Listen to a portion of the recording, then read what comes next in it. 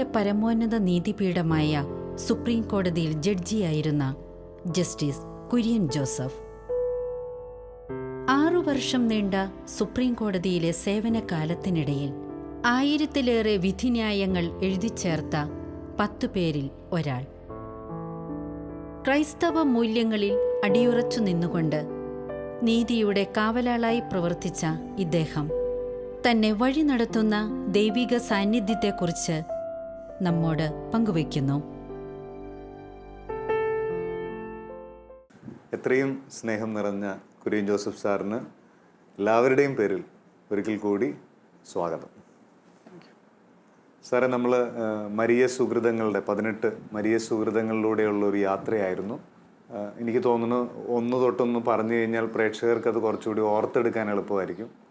നമ്മൾ പറഞ്ഞുകൊണ്ടിരിക്കുന്ന മരിയൻ സുഹൃതങ്ങൾ നമ്മൾ ആരംഭിച്ചത് മരിയൻ സുഹൃതങ്ങളിൽ മാതാവിൻ്റെ ആഴമേറിയ മൗനം, ആഴമേറിയ മൗനം, അഗാധമായ എളിമ, അനുസ്യൂതമായ വിശ്വാസം, നിരന്തരമായ ഇന്ദ്രിയ നിഗ്രഹം, തീക്ഷ്ണമായ സ്നേഹം,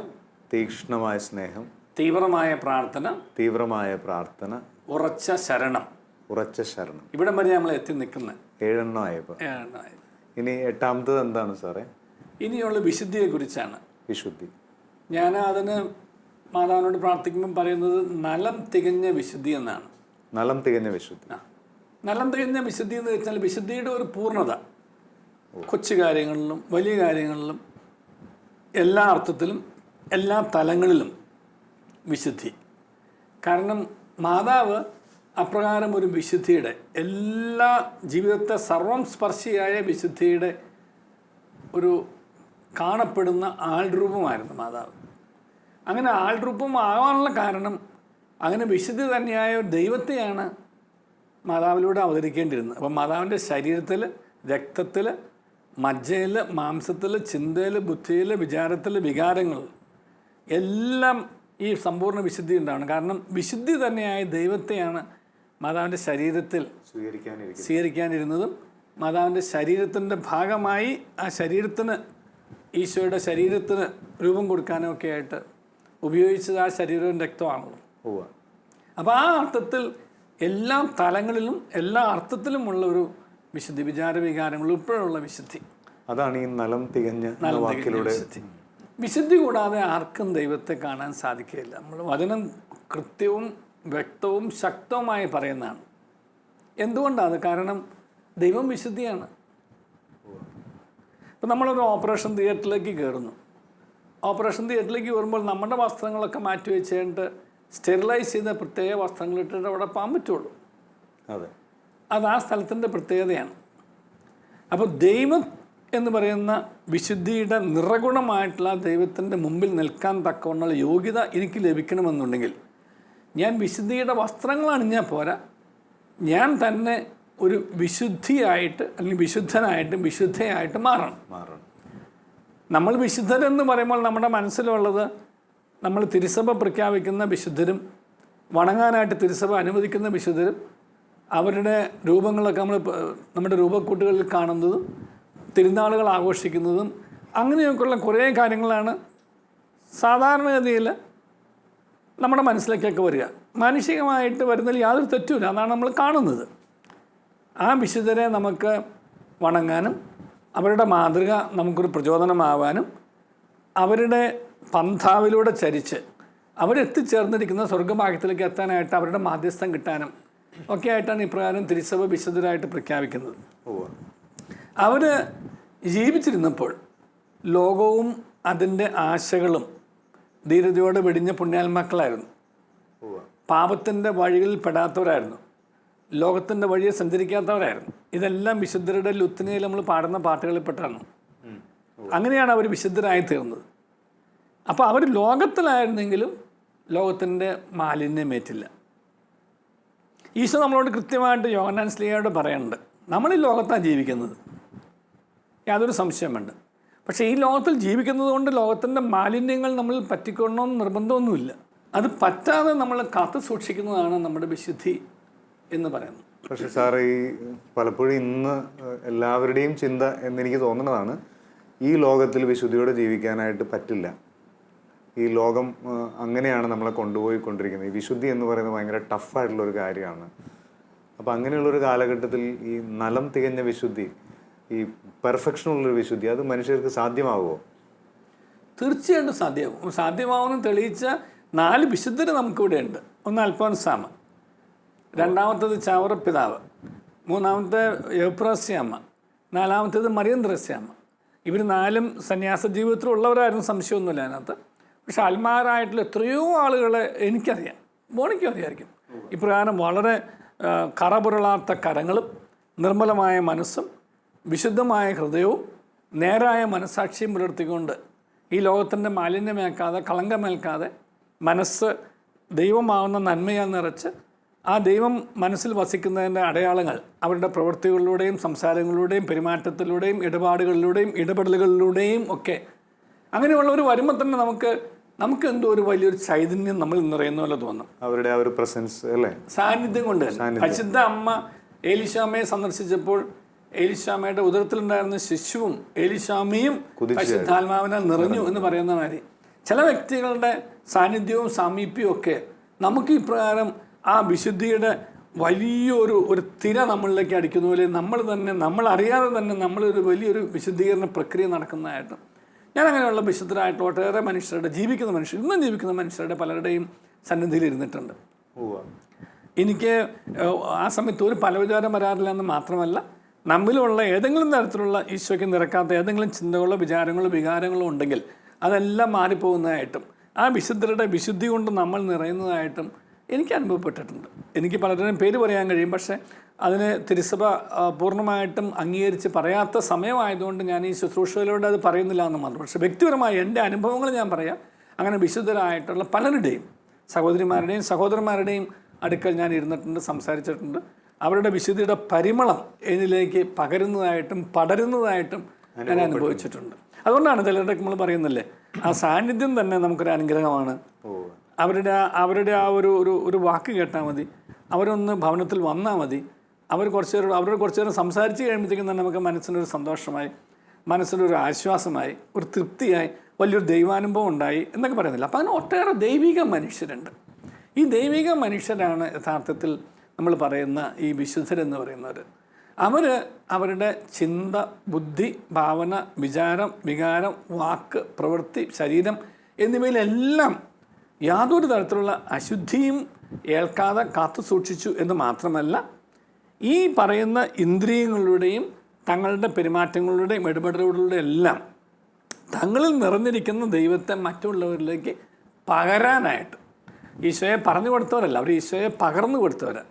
അവരുടെ ജീവിതത്തിൻ്റെ നന്മ, അവരുള്ള ഈശ്വര അംശം മറ്റുള്ളവരിലേക്ക് പകർന്നു കൊടുക്കുന്നവരാണ്, ജീവിതം കൊണ്ട് പകർന്നു കൊടുക്കുന്നവർ. കാരണം എന്താ, അവരെ സംബന്ധിച്ചുള്ളൊരു ഉത്തമ ബോധ്യമുണ്ട്. ഈശോ നമ്മളോട് പറഞ്ഞില്ലേ, എൻ്റെ പിതാവ് പരിപൂർണനായിരിക്കുന്ന പോലെ നിങ്ങളും പരിപൂർണനായിരിക്കും. എൻ്റെ പിതാവ് എന്ന് പറഞ്ഞാൽ വിശുദ്ധി തന്നെയാണ്. വിശുദ്ധിയുടെ ഒരു എന്താ പറയുക, സിനോണിം, പര്യായമാണ് ദൈവം എന്ന് പറയുന്നത്. ദൈവം സത്യമാണ്, ദൈവം വിശുദ്ധിയാണ്, ദൈവം നീതിയാണെന്നൊക്കെ പറഞ്ഞു. ദൈവം വിശുദ്ധി തന്നെയാണ്. അപ്പോൾ ആ വിശുദ്ധി തന്നെയായ ദൈവത്തിൽ അഭയം പ്രാപിക്കണം എന്നുണ്ടെങ്കിൽ അതിനാണല്ലോ നമ്മളെല്ലാവരും ജീവിക്കുന്നത്. ആത്യന്തികമായിട്ട് ഈ ലോകം കടന്നു പോകുന്നതാണ്. ഈ ലോകത്ത് നമ്മൾ ജീവിക്കുന്ന ഏറിയാൽ 100 വയസ്സ് വരെ തന്നെയായിരിക്കും. ആ 100 വയസ്സിനകത്ത് നമ്മളെ ബാല്യകാലവും ശിശുത്വവും അവസാന കാലഘട്ടത്തിലെ വാർദ്ധക്യമൊക്കെ മാറ്റിവെച്ച് കഴിഞ്ഞാൽ വളരെ സുബോധത്തോടും വളരെ ആരോഗ്യത്തോടും കൂടി നമ്മൾ ഇവിടെ സ്വതന്ത്രമായ തീരുമാനങ്ങളെടുത്ത് ഈ ഭൂമിയിൽ വ്യാപരിക്കുന്നൊരു കാലഘട്ടം മേ ബി ഒരു 50-60 വർഷമായിരിക്കും. ദൈവം ദീർഘായുസ്സ് നൽകി കഴിഞ്ഞാൽ 60, 65, 70 വയസ്സൊക്കെ ആയിരിക്കും. ഈ 70 വർഷക്കാലം എന്ന് പറയുന്നത് ആയുസിൻ്റെ പുസ്തകത്തിൽ ഒന്നുമല്ല. നിത്യമായി ഈ കാലം എണ്ണാത്ത, വർഷങ്ങൾ അവസാനിക്കാത്ത, സമയങ്ങൾ ക്രമീകരിക്കാത്ത ഒരു നിത്യതയിലേക്കുള്ള ഒരു യാത്ര മാത്രമാണ് നമ്മളിവിടെ ഉള്ളത്. ആ നിത്യതയിലേക്കുള്ള യാത്രയിൽ നമ്മൾ ആ നിത്യത്വം നേടിയെടുക്കാൻ വേണ്ടിയിട്ട് ദൈവം നമുക്ക് അനുവദിച്ച് തന്നിരിക്കുന്ന ഒരു കൊച്ചു സമയമാണിത്. 70, 80, 100 എന്ന് പറയുന്നത് ആ കാലഘട്ടം. ആ കാലഘട്ടം നമ്മളിവിടെ എങ്ങനെ ജീവിക്കുന്നു എന്നതിനെ ആശ്രയിച്ചിരിക്കും എൻ്റെ നിത്യത്വം. എൻ്റെ നിത്യത എന്നുള്ളത് ദൈവം തീരുമാനിച്ചിട്ടല്ല എന്നെ സൃഷ്ടിച്ചത്, അത് തീരുമാനിക്കാനുള്ള സ്വാതന്ത്ര്യം എനിക്ക് തരികയാണ് ചെയ്തത്. നിത്യത എനിക്ക് സ്വതന്ത്രമായിട്ട് തീരുമാനിക്കാമെന്ന് പറയുമ്പോൾ എൻ്റെ പ്രവൃത്തിയിലൂടെയാണോ? എൻ്റെ ജീവിതം കൊണ്ടാണ് ഞാൻ നിത്യത നേടിയെടുക്കുന്നത്. എൻ്റെ വിധി ഞാൻ നിശ്ചയിക്കുന്നതാണ്. എല്ലാവരും നിത്യത്തിൽ എത്തണമെന്നാണല്ലോ ദൈവം ആഗ്രഹിക്കുന്നത്. ഈശോയുടെ ആഗ്രഹമാണ്.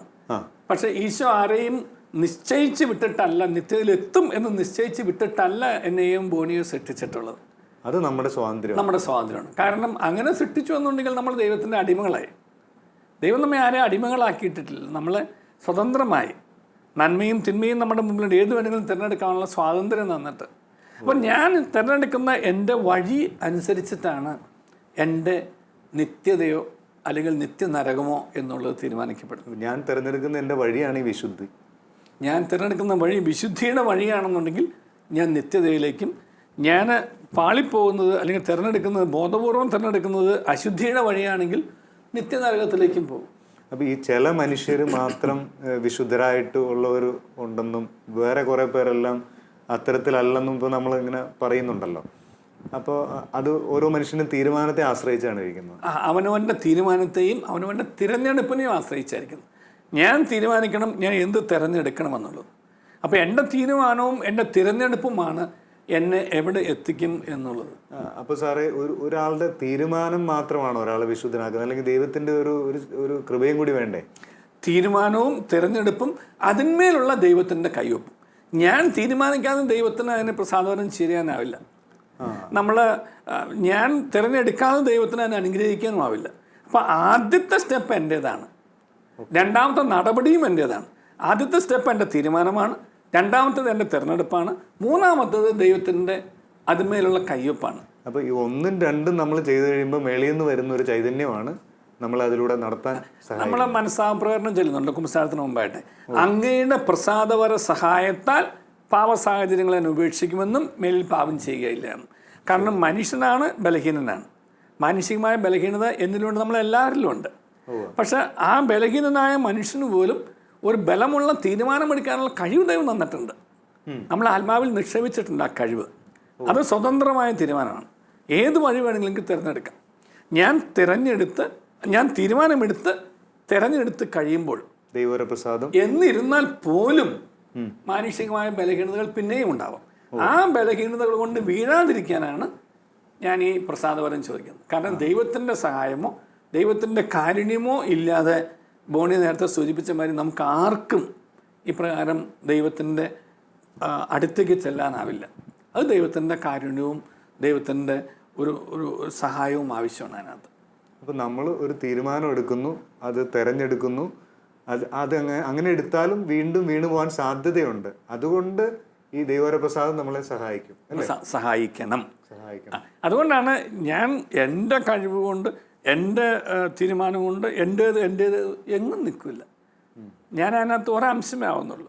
ആ അംശത്തിന്മേലുള്ള ദൈവത്തിൻ്റെ ഒരു കയ്യൊപ്പ്, അതാണ് മനുഷ്യൻ്റെ ആഗ്രഹവും പ്രയത്നവും അല്ല, ദൈവത്തിൻ്റെ ദയയാണ് സർവ്വതിൻ്റെ അടിസ്ഥാനം എന്ന് പറയുന്നതിൻ്റെ കാരണം അതാണ്. എൻ്റെ ആഗ്രഹവും എൻ്റെ പ്രയത്നവും ഉണ്ട്, അതെൻ്റെ തീരുമാനവും എൻ്റെ തിരഞ്ഞെടുപ്പുമാണ്.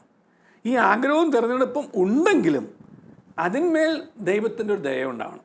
അതിനാണ് ദൈവത്തോട് നമ്മൾ പ്രാർത്ഥിക്കുന്നത്. ദൈവമേ, നിൻ്റെ മഹത്വത്തിൻ്റെ ഭാഗമായി തീരാൻ വേണ്ടി എൻ്റെ ജീവിതത്തെ ഞാൻ നിൻ്റെ ഹൃദയത്തിനൊത്തവണ്ണം ഞാൻ നടത്താൻ തീരുമാനിച്ചിരിക്കുന്നു. അതിനനുസരിച്ച് ആ വഴിയിലൂടെ ഞാൻ നടക്കാനും തയ്യാറായി വന്നിരിക്കുന്നു. ദൈവമേ, എൻ്റെ തീരുമാനത്തെയും എൻ്റെ തിരഞ്ഞെടുപ്പിനെയും നീ അനുഗ്രഹിച്ച് നിൻ്റെ ദയ കൊണ്ട് അതിനെ വിശുദ്ധമാക്കി എന്നെ എൻ്റെ തീരുമാനത്തിലും തിരഞ്ഞെടുപ്പിലും നിലനിൽക്കാനായിട്ട് നീ എന്നെ അനുഗ്രഹിക്കണം. നീ അനുഗ്രഹിച്ചില്ല എന്നുണ്ടെങ്കിൽ, നിൻ്റെ സഹായകനിലൂടെ എന്നെ സഹായിച്ചില്ല എന്നുണ്ടെങ്കിൽ മനുഷ്യനായ ബലഹീനനായ ഞാൻ ഏത് നിമിഷവും വീണു പോകാം. ഇതുകൊണ്ടാണ് ഈ സഹായം ആവശ്യമാണ് ഈശോ തന്നെ പറയാൻ കാരണം. ഇപ്പം നിങ്ങൾക്കൊന്നും മനസ്സിലാവില്ല, പക്ഷെ ഞാൻ നിങ്ങൾക്കൊരു സഹായകനെ തരും.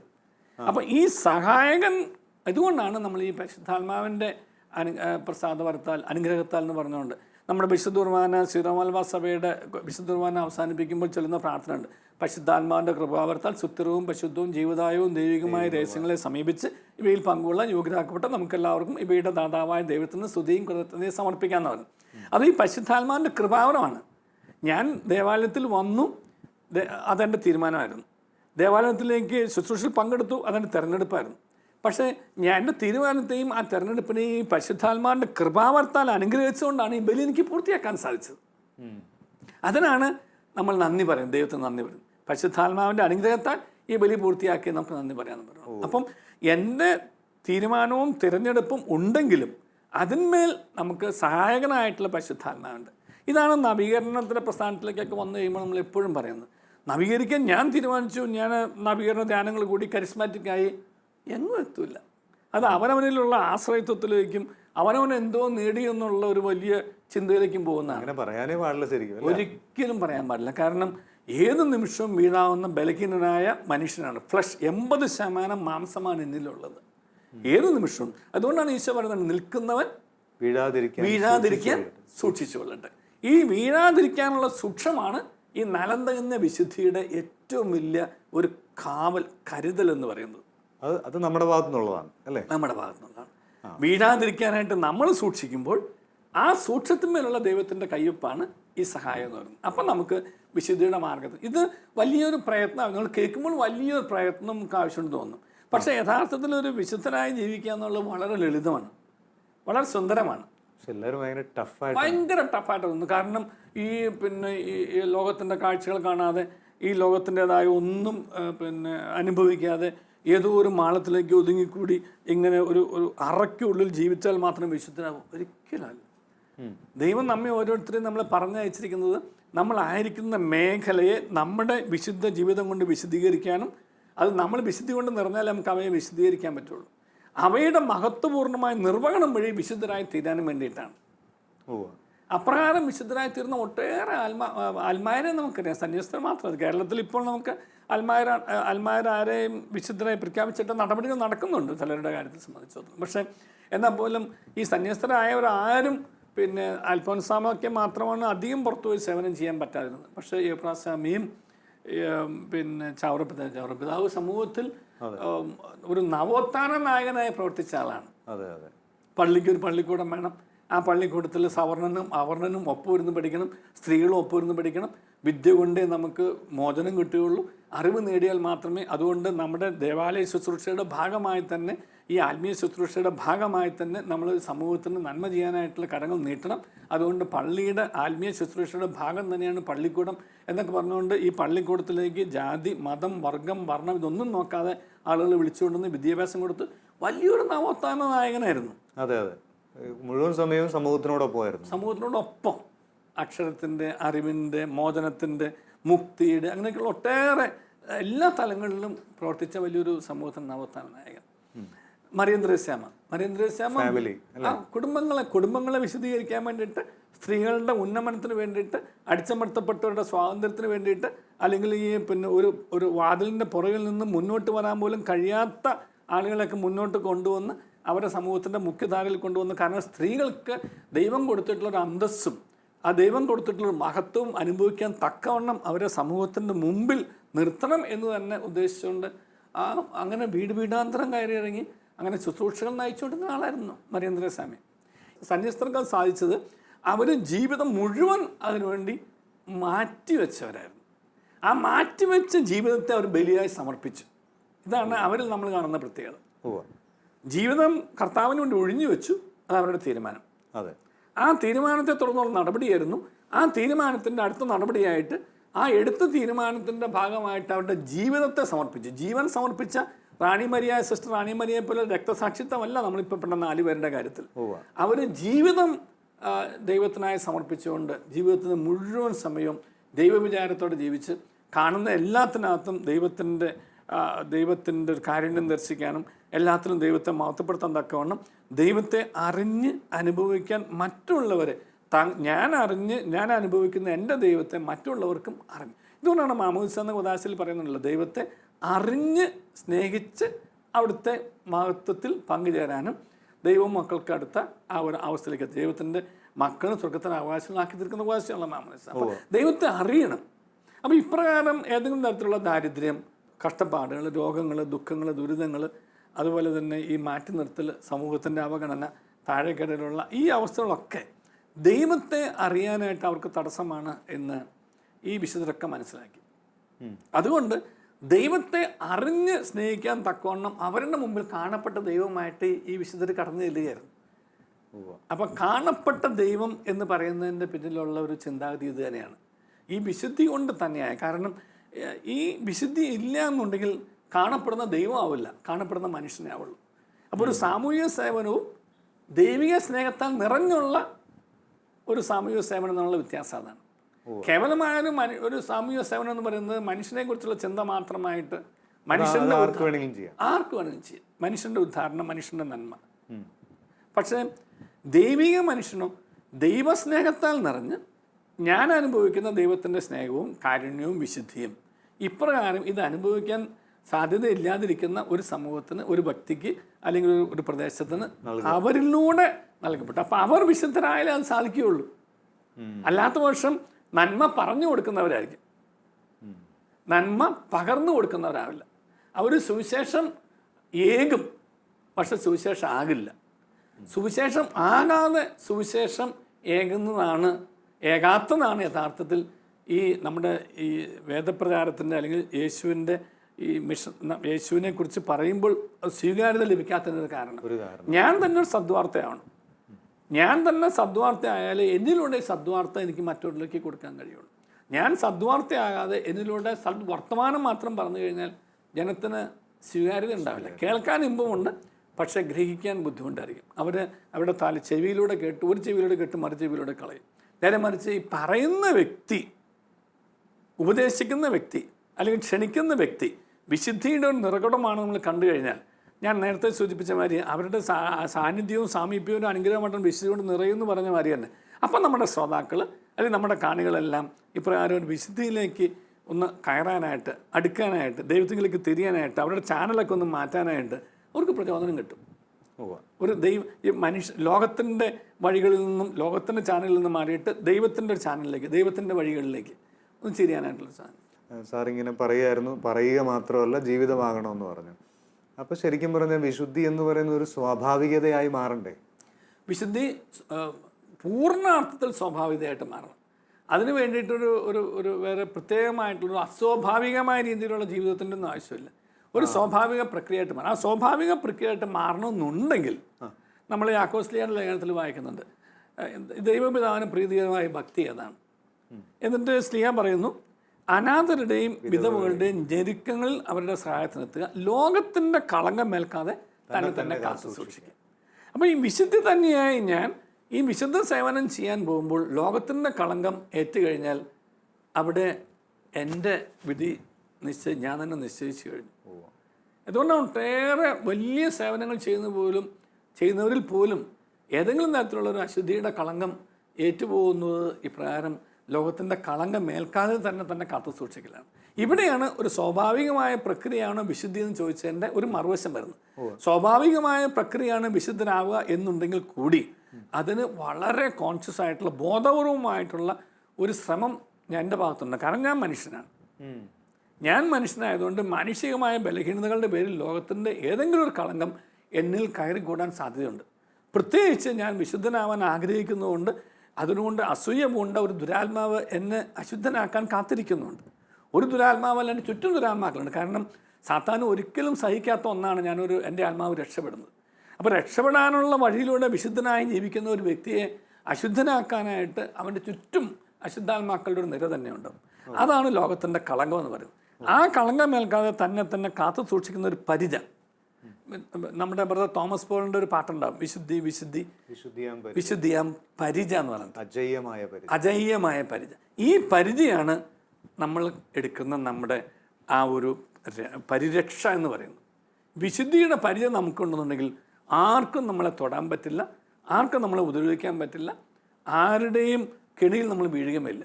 അവിടുത്തെ വിശ്വസ്തത എനിക്ക് കവചവും പരിചയമായിരിക്കുന്നതല്ല. അപ്പം വിശുദ്ധിയുടെ ഒരു വിശ്വസ്തനായിരിക്കുമ്പോൾ ദൈവം തരുന്ന ഒരു സമ്മാനങ്ങളുടെ കൂടിയാണ് ഈ വിശുദ്ധിയുടെ അർത്ഥത്തിൽ പറഞ്ഞത്. പക്ഷേ എൻ്റെ തീരുമാനമായിരിക്കുന്നത് ഞാൻ ആ വഴി തിരഞ്ഞെടുക്കുകയും ചെയ്യണം.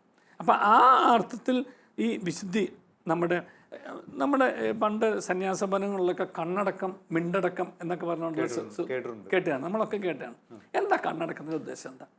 എൻ്റെ കണ്ണുകൊണ്ട് ഞാനിപ്പോൾ ഒരു കാഴ്ച കാണുമ്പോൾ ആ കാഴ്ച എന്നിലൊരു ആസക്തിയുടെയോ അശുദ്ധിയുടെയോ ചിന്ത വരുത്തുമെന്നുണ്ടെങ്കിൽ ഞാനത് കണ്ടിട്ട് കർത്താവെ എൻ്റെ കണ്ണുകളെ കഴുകണമേ എന്ന് പറയുന്നതിനേക്കാളും ആവശ്യം ഞാനത് കണ്ണടച്ചത് കാണാതിരിക്കലാണ്. എൻ്റെ ബലഹീനതയിൽ ഞാൻ പരീക്ഷിച്ചിട്ടുള്ള ഒരു സുഹൃത്തത്തെക്കുറിച്ചാണ് പറയുന്നത്. ഞാനൊരു ബലഹീനനായ മനുഷ്യനെന്ന് എനിക്കറിയാം. ഞാൻ കണ്ടു കഴിഞ്ഞാൽ എൻ്റെ മനസ്സ് അശുദ്ധമാവുമെന്ന് എനിക്കറിയാം. അതുകൊണ്ട് എൻ്റെ മനസ്സിനെ അശുദ്ധമാക്കാൻ സാധ്യതയുള്ള കാഴ്ചകൾ വരുന്നിടമാണെങ്കിൽ ഞാൻ കണ്ണടയ്ക്കും. അടച്ചിട്ടുണ്ട്, ഇപ്പോഴും അടയ്ക്കുന്നുണ്ട്. കാരണം കണ്ടിട്ട് കുമ്പസാരിച്ച് കർത്താവെ കഴുകണമെന്ന് പശ്ചാത്തപിക്കുന്നതിനേക്കാളും ദൈവം ആഗ്രഹിക്കുന്നത് അപ്രകാരമുള്ള സാഹചര്യങ്ങളിലേക്ക് പോകാതിരിക്കാനാണ്, ആ കാഴ്ച കാണാതിരിക്കാനാണ്. അതിന് സാറിന്റെ ഒരു തീരുമാനമാണ് ഏറ്റവും പ്രധാനമായിട്ടുണ്ടായിരുന്നത്. തീർച്ചയായിട്ടും. ഇതുകൊണ്ടാണ് പറഞ്ഞത് കാണാം നോക്കരുതെന്ന് പറയുന്നത്. സ്ത്രീയെ കാണുന്നത് തെറ്റല്ല, പക്ഷെ സ്ത്രീയെ നോക്കുന്നത് തെറ്റ്. അപ്പോൾ സ്വാഭാവികമായ കാഴ്ചകളിലൂടെ അശുദ്ധി പ്രവേശിക്കണോ വേണ്ടയോ തീരുമാനിക്കേണ്ടത് ഞാൻ തന്നെയാണ്. അപ്പോൾ അതുകൊണ്ട് ഒരു മനുഷ്യരെ കണ്ടതുകൊണ്ട് ഞാൻ അശുദ്ധനാവുന്നില്ല, പക്ഷേ മനുഷ്യരെ ഞാൻ ആർത്തിയോടെയോ അസൂയയോടെയോ അശുദ്ധമായ ചിന്തകളോടെയോ നോക്കുമ്പോഴാണ് എന്നിലേക്ക് അശുദ്ധി വരികയുള്ളൂ. അത് വ്യക്തികളെ സംബന്ധിച്ചിടത്തോളം. പക്ഷേ കാഴ്ചകളെ സംബന്ധിച്ചിടത്തോളം ഇന്നും ഞാൻ എൻ്റെ അനുഭവം കൊണ്ട് ഉറപ്പായിട്ട് പറയും, ഏതൊരു കാഴ്ച എനിക്ക് അശുദ്ധ ചിന്ത ഉണ്ടാക്കുമോ ആ കാഴ്ച കാണാതിരിക്കലാണ് നല്ലത്. അതുകൊണ്ട് തന്നെയാണ് ഞാൻ എൻ്റെ വ്യക്തിപരമായ ഒരു അനുഭവങ്ങൾ പറയുകയാണെങ്കിൽ ഞാൻ സിനിമകൾ കാണാറില്ല, സീരിയലുകൾ കാണാറില്ല. ഈ ഏതെങ്കിലും മോശമായിട്ടുള്ളൊരു ചിത്രമാണ് വരുന്നതെങ്കിൽ അത് ബോധപൂർവ്വം ഞാൻ കാണാതിരിക്കാൻ വേണ്ടി ഞാൻ കണ്ണടക്കുകയോ ആ കാഴ്ച മുമ്പിൽ നിന്ന് മാറ്റി വയ്ക്കും. കാരണം എൻ്റെ ബലഹീനത എനിക്ക് എന്താണെന്ന് എനിക്കറിയാം. അതുവഴിയായിട്ട് എൻ്റെ മനസ്സിൽ അശുദ്ധ ചിന്തകളുണ്ടാകും എന്നുള്ള ഒരു എന്താ പറയുക, മാംസം തന്നെയായ മനുഷ്യന് സംഭവിക്കാൻ സാധ്യതയുള്ള സ്വാഭാവികമായിട്ടുള്ള ഒരു പ്രക്രിയ ആയതുകൊണ്ട് ഞാൻ അതിനെ ഒഴിവാക്കും. മിണ്ടടക്കം. ഞാൻ മിണ്ടിയാൽ പ്രശ്നമാണ്, അതുകൊണ്ട് ഞാനൊന്നും മിണ്ടുന്നില്ല എന്ന് പറയുന്നതല്ല മിണ്ടടക്കം. ഇതിനുള്ള വ്യർത്ഥഭാഷണവും എന്നിലുള്ള പരദൂഷണവും ഒഴിവാക്കുന്നതാണ് മിണ്ടടക്കം എന്ന് പറയുന്നത്. അത് മിണ്ടിയാലല്ലേ പ്രശ്നമുള്ളൂ, ഞാൻ ആരോടും മിണ്ടുന്നില്ല, അതല്ല മിണ്ടടക്കം. ശരിയായ ഒരു തീരുമാനമേ അല്ല, അത് തീരുമാനമേ അല്ല, അത് നെഗറ്റീവായിട്ടുള്ള പ്രശ്നം. സംസാരിക്കാം, പക്ഷേ മുറിവേൽക്കുന്ന സംസാരങ്ങളുണ്ടാവരുത്. യാക്കോബ് കൃത്യമായിട്ട് പറയുന്ന നാവിൻ്റെ ഉപയോഗവും ദുരുപയോഗവും രണ്ടും പറയുന്നുണ്ട്. നാവിനെ ഉപയോഗിക്കണം, പക്ഷെ ദുരുപയോഗിക്കാതിരുന്ന് വെച്ചാൽ മതി. നാവിനെ ഉപയോഗിക്കാതിരിക്കുന്നതും തെറ്റാണ്. അവനെ ഉപയോഗിച്ചാൽ ഞാൻ പറയുന്നത് ദോഷമാവും, അതുകൊണ്ട് പറയുന്നില്ല, അത് തെറ്റാണ്. അത് ഈശോയുടെ കൃപയോടുള്ള സഹകരണമല്ല, ഈശോയുടെ കൃപയിലുള്ള വിശ്വാസക്കുറവാണ്. ഈശോയുടെ കൃപയിൽ ആശ്രയിച്ചുകൊണ്ട് എൻ്റെ നാവിനെ ഞാൻ ഉപയോഗിക്കും, പക്ഷേ അത് ദുരുപയോഗമാവാതെ, മറ്റുള്ളവർക്ക് മുറിവ് ഉണ്ടാവാതെ, മറ്റുള്ളവരെ നന്മയിലേക്കും ഉയർച്ചയിലേക്കും വളർച്ചയിലേക്കും പ്രസാദപരത്തിലേക്കും നയിക്കുന്ന സംസാരങ്ങളെ എന്നിൽ നിന്നുണ്ടാവൂ എന്നുള്ളതാണ് ആ നടപടി. ആ നടപടിയാണ് മിണ്ടടക്കത്തിൻ്റെ പ്രത്യേകത. സാറേ, നമ്മളുടെ സമയം ഏകദേശം അവസാനിക്കാറായിരിക്കുന്നു. എനിക്ക് തോന്നുന്നു വിശുദ്ധിയെക്കുറിച്ച് കുറച്ചുകൂടി പറയാൻ പറ്റുമായിരിക്കും അടുത്ത എപ്പിസോഡിൽ. നമുക്ക് തീർച്ചയായിട്ടും ദൈവാത്മാവ് തോന്നിക്കുന്നതനുസരിച്ച് തീർച്ചയായിട്ടും നമുക്ക് സംസാരിക്കാം. അപ്പോൾ എനിക്കിപ്പോൾ സാറുമായിട്ട് സംസാരിച്ച് മനസ്സിലായത്, വിശുദ്ധിയിൽ നമ്മുടെ ആദ്യത്തെ 2 സ്റ്റെപ്പുകളും നമ്മൾ ചെയ്യേണ്ടതാണ്. അപ്പോഴാണ് മൂന്നാമത്തെ സ്റ്റെപ്പായിട്ട് ദൈവവരപ്രസാദം നമ്മളിലേക്ക് വരിക. തീർച്ചയായിട്ടും. എന്തായാലും നമ്മളെ കണ്ടുകൊണ്ടിരിക്കുന്ന എല്ലാ പ്രേക്ഷകർക്കും അതൊന്ന് തിരിച്ചറിയാനും ആ ഒരു തീരുമാനവും തിരഞ്ഞെടുപ്പും ഉണ്ടായി കഴിയുമ്പോൾ ദൈവവരപ്രസാദം വരുമെന്നുള്ള പ്രത്യാശ ഉണ്ടാകാനും പ്രാർത്ഥിക്കാം. സാറിന് ഒത്തിരി നന്ദി. എല്ലാ പ്രേക്ഷകർക്കും നന്ദി.